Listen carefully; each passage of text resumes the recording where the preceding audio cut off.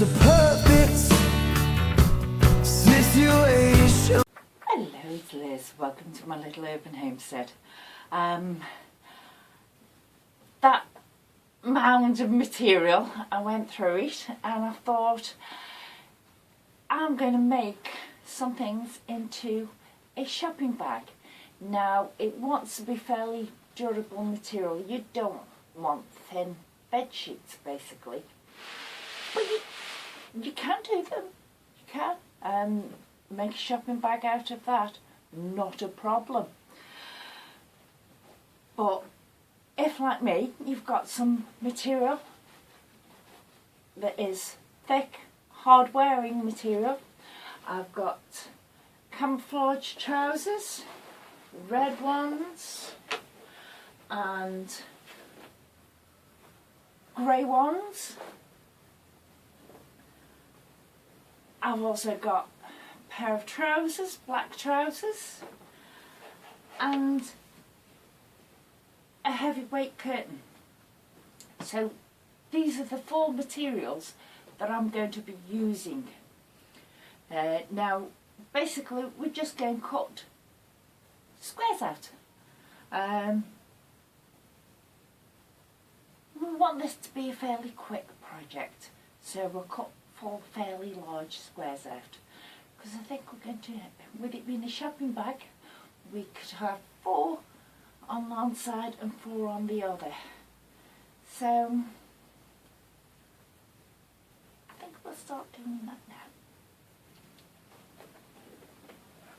So you can make your bag whatever size you want.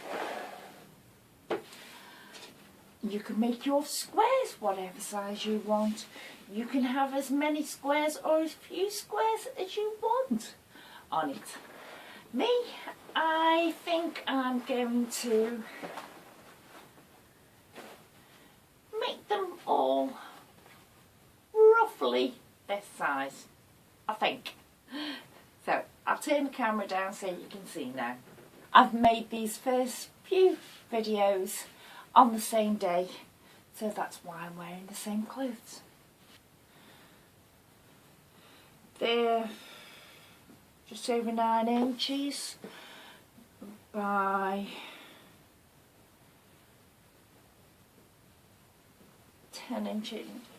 So I think, 10-inch squares would be better, but because of this material, being trousers, you won't get 10-inch squares out of it.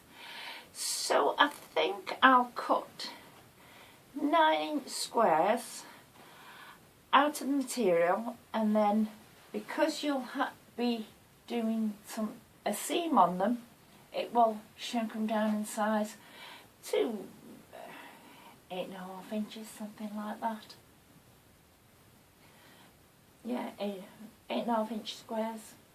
So we'll do them about 9 inches squares.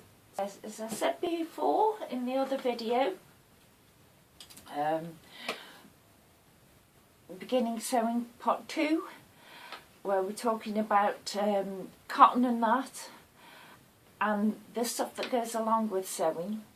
You can cut this out with scissors or with your rotary cutter, whichever you've got and whichever you feel comfortable with. That's what you use. It's just cutting out a square. It doesn't have to be exactly to the millimetre. Just choose a size and stick with it. That's the only thing. Choose a size and stick with it. If you chose 4 inches, stick with 4 inches. Right, I've tried to position the camera so it'll pick this up.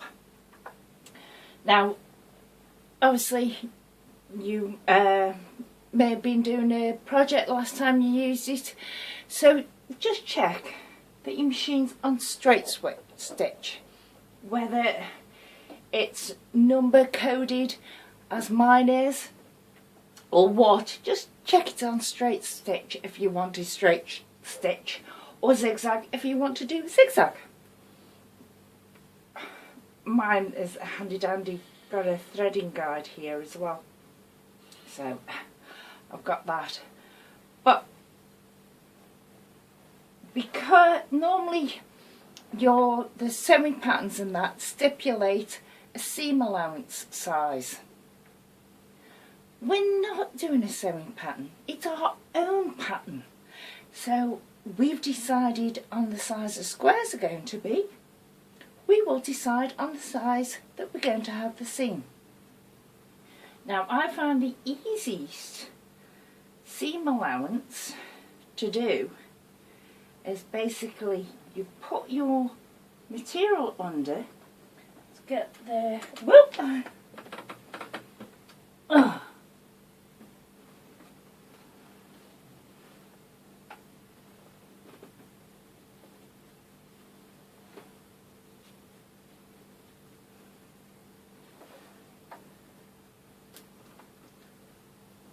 Right, the easy seam allowance to do, especially when you've got the choice, is to put your foot, which is this bit here, down at the end so the edge of the foot matches up with the edge of your material.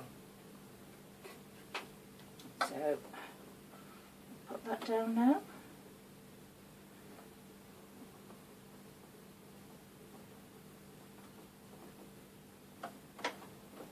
There you are, and that now holds your material nice and taut. Just check that you've got your insides on the outside, so your right sides together, and you can start. Now, for this project, you don't need to go forward a few stitches, reverse and then forward to the end and do the same at the end to lock your stitches in, because it's patchwork, it's going to be sewn over. So basically just going to hold the tails of your cotton, which is your bobbin thread and your top thread. Turn your wheel without pressing the foot, turn your wheel so the needle goes in. Now that will help you no end. And then just slowly press down the foot.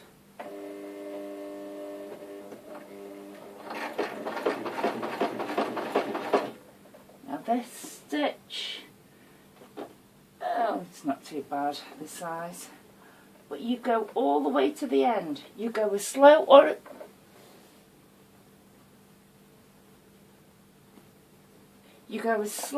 as fast as you want and you're comfortable with. I'm going to have to make this fast because the battery is going low.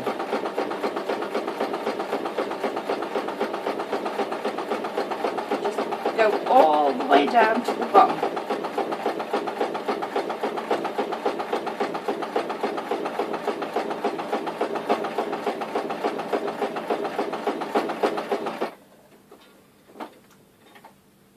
That's it. Make sure your needle is all the way up. Lift your foot back up and pull your threads out and cut them off. And there is your first two squares sewn together with a bit of cotton hanging through. I'll sort that in a minute. But I'm going to now sew all the others together. While my battery's doing a bit of a quick charge, and I'll speak to you in a minute.